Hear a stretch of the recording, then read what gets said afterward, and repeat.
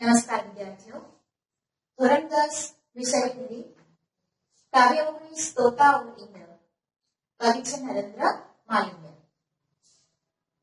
तोता और इंद्र, तोता यानी कि पोपट અને इंद्र यानी कि દેવાધિ દેવ, દેવોનો જે પતિ કહેવાય છે इंद्र, એની વાત છે કરવામાં આવી છે।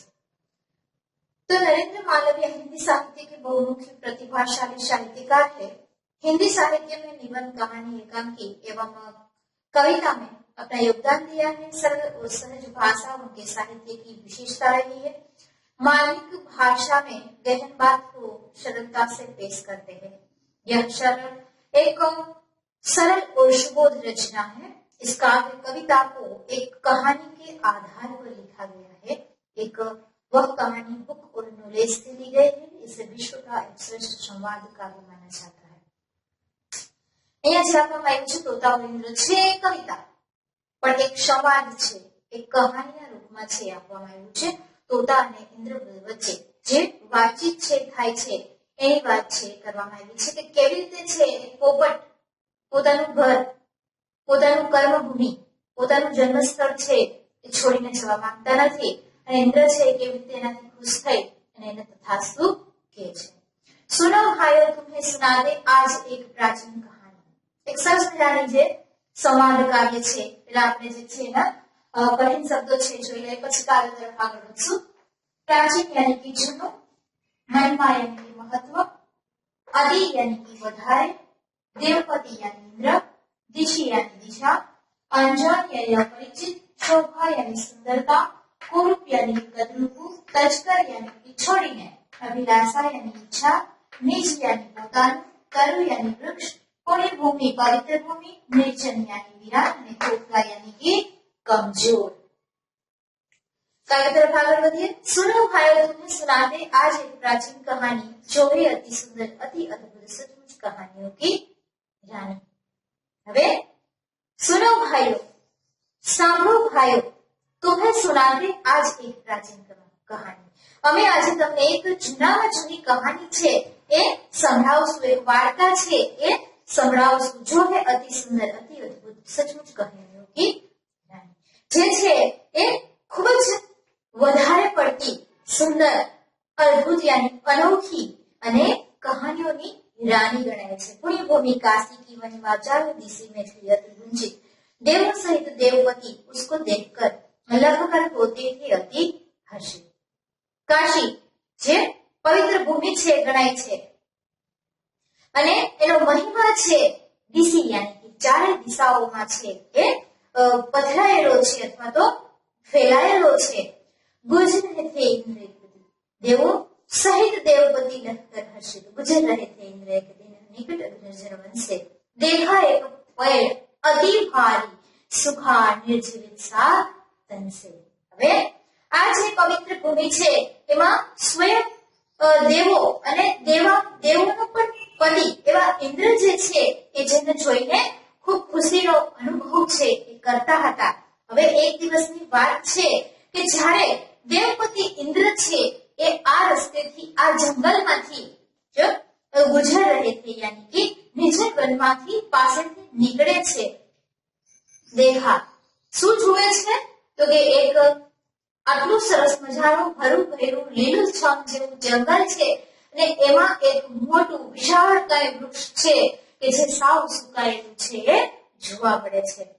उसके एक खोखले में था तोता, एक बहुत ही सुंदर, हुआ इंद्र को बेहद अचरज उसको सूखे तरु पर लग। હવે આટલું સરસ મજાનું લીલુંછમ જંગલ ભરેલું છે એમાં આ એક સુકાયેલું વૃક્ષ છે, એના એક ખોખલામાં જે છે એક પોપટનું બચ્ચું છે એ બેઠેલું ઇન્દ્ર છે એ જુએ છે, એને નવાઈ લાગે છે। हुआ इंद्र को बेहद अचरज उसको सूखे तरु पर लग। હવે એને अजीब लागे छे, पूछा तुरंत उन्होंने उससे, क्या नमुकता है ये भाई, इस सूखे तरु पर रहता बन अनजान हमारे।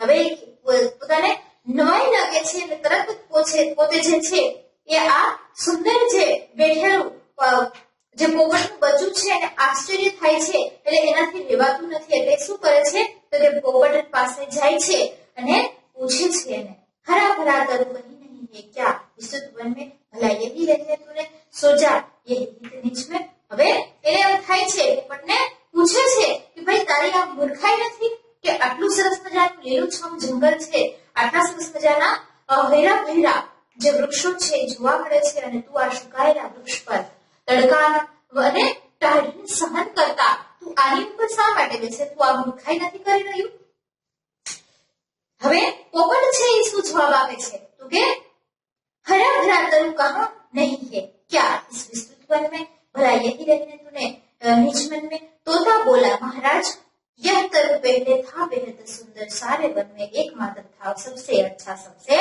सुंदर હવે જ્યારે ઇન્દ્ર છે એને કે છે કે ભાઈ આટલા વિશાળ જંગલમાં તે આજ વૃક્ષ છે એ શા માટે પસંદ કર્યું એટલે પોપટ છે એને જવાબ આપે છે કે હે મહારાજ પોપટે ઇન્દ્રને જવાબ આપ્યો કે આ વૃક્ષ છે એ આખા વનમાં પોતાની જે સુંદરતા છે એ એક દિવસ આખા જંગલમાં સૌથી શ્રેષ્ઠ અને સૌથી સુંદર છે એ જોવા મળતું હતું जैसा था यह सबसे सुंदर वैसा ही यह बलशाली यह ही था वन की शोभा भाग्यवान अति गौरवशाली आ जेवुं ज मोटું દેખાય છે એટલું જ વિશાળ એટલું જ સુંદર અને એટલું જ દેખાવું એટલું જ હૈરું ભર્યું હતું કે આખા જંગલની શોભા ગણાતું હતું चिड़िया तो तेज कोयल मीना सब कोई यही था प्यारा महाराज यह एक कुरुपुत्र शोभा सबसे न्यारा था मैं जन्मा हूँ यह पर इसकी शोभा नहीं निराली है હવે પોતે શું કહે છે કે ચિડિયાની ચકલીઓ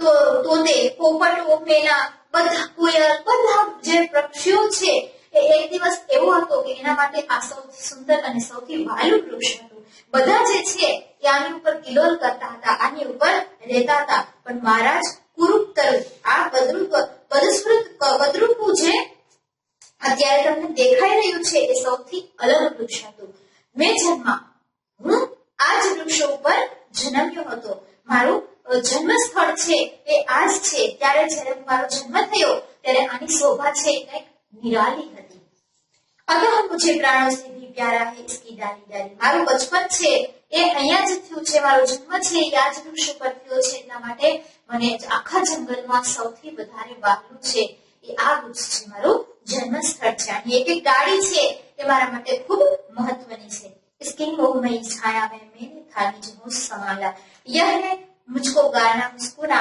गाना खिलखिलाने बचपन से लेकर अब तक इसने दी है मुझको छाया હવે પોતે છે પોતાની વાત કરે છે કે આ વૃક્ષની છાયામાં હું મોટો થયો છું એક જવાબદાર પોપટ બન્યો છું એ જ વૃક્ષ છે જેના સંપર્કમાં રહીને હું બોલતા ઉડતા હાલતા ચાલતા મારે બચપન છે બીતેલું છે એક એક યાદ છે એ આની સાથે મારી જોડાયેલી છે હું આની છાયામાં જ મોટો થયો છું बचपन से लेकर अब तक इसने दी है मुझको छाया बाळपणથી લઈને આજ સુધી હું આની જ છાયામાં જે છે એ મોટો થયો છું मैंने हरदम उसको ही सुख दुख का सच्चा साथी पाया किंतु आज कुछ दिन पहले आया वन में एक शिकारी પણ એ છે કે મારું બાળપણ છે મારી સુખ દુઃખની જે વાતો છે એ આની સાથે જોડાયેલી છે પણ એક દિવસની વાત છે કે જ્યારે કોઈ એક શિકારી છે એ આવે છે किंतु आ कुछ दिन पहले आया वन में एक शिकारी एक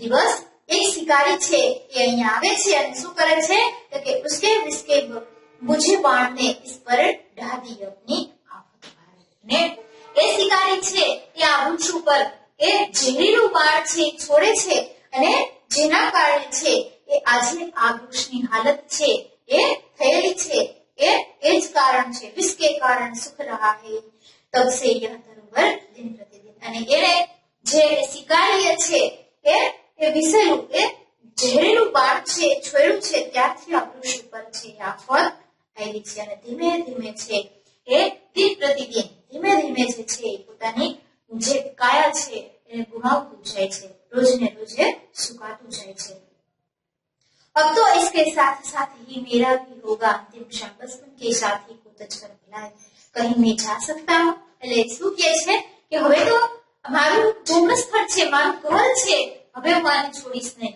એ જ્યારે એની અંતિમ ક્ષણોની સાથે સાથે મારી પણ અંતિમ ક્ષણો છે એ જોવા મળશે. બચપન કે સાથ કી હોત અચ્છા, હું મારા બાળપણના મિત્રને છોડી ને ક્યાંય પણ જવા માંગતો નથી. પોતે છે એ કહે છે કે હું એનો સાથ છોડવા માંગતો નથી. यदि जाऊं भी तो क्या सुख संतोष शांति पा सकता हूं? इससे अच्छा मैं इसके साथ दुख में थोड़ा हाथ बटाऊं. ऊपर શું કહે છે કે જો હું આને છોડીને ક્યાંય જાઉં તો મને સંતોષ કે શાંતિ મળી શકે. આપણે આપણું ઘર છે એને મૂકી અને બીજે રહેવા જઈએ તો આપણે ગમશે નહીં. એટલા માટે કહે છે કે એના કરતા તો હું એ ઉત્તમ સમજીશ કે એના દુઃખમાં હું હાથ બટાવું, એની સાથે જ રહું. और अंत में सुख में इसके संग संग में भी मर जाओ. અને અંતમાં જે છે એ હસી ખુશી સાથે હું એની સાથે મરી જાઉં. दंग रह गए इंद्रदेव तोते की यह सब बातें सुनकर फिर तोते से बोले यो तुरंत अधिक हर्षित होकर. અને પોપટની આ ભાવભરી વાત સાંભળી અને ઇન્દ્ર પણ ચકિત થઈ જાય છે અને પછી એ ખૂબ પ્રસન્ન થાય છે અને પોપટને કહે છે मैं प्रसन्न हूँ तुमसे पंछी, शुक्ल हुआ है तेरा जीवन में तुरंत वर कोई मुझसे पूर्ण करूंगा मैं इसी क्षण. પોપટ છે એની વાત સાંભળી અને ઇન્દ્ર છે ખૂબ ખુશ થઈ જાય છે કે ભાઈ કોઈને આવી લાગણી પણ હોઈ શકે. એટલે પોતે કહે છે કે હું તારાથી બહુ ખુશ થયો છું. હે પક્ષી, તું અત્યારે જ કંઈક એવું માંગ કે જે હું તને હમણાં જ પૂરું કરી આપીશ. આજ ક્ષણે मांग तुरंत वर कोई मुझसे पूर्ण करूंगा मैं इसी क्षण. तोता बोला देव पर यही है अभिलाषा मेरे जीवन की. જ્યારે ઇન્દ્ર છે એ પોપટને કોઈ વરદાન માંગવા માટે કહે છે ત્યારે કહે છે કે મારી તો એક જ અભિલાષા યાની કે ઈચ્છા છે. हरा भरा कर दे यह तरुवर जो ये शोभा सारे वन की. कहा इंद्र ने एवं तुमस्तु और तरुण ने फिर नव जीवन पाया. शोभा ने निराली सुंदरता लेकर वह फिर लहराया. ने તોતા છે યાની કે પોપટ છે એ બોલે છે કે હે દેવ, તમે જો મારા ઉપર ખુશ થયા હોય, તમે મારા જીવનની કોઈ ઈચ્છા પૂરી કરવા માંગતા હોય તો મારી તો ફક્ત એટલી જ ઈચ્છા છે કે આ જે ઝાડ છે, આ જે વૃક્ષ છે એ ફરીથી એ જ જંગલની શોભા બની જાય. જેવું પહેલા હતું એવું હરું ભર્યું લીલુંછમ છે એ થઈ જાય.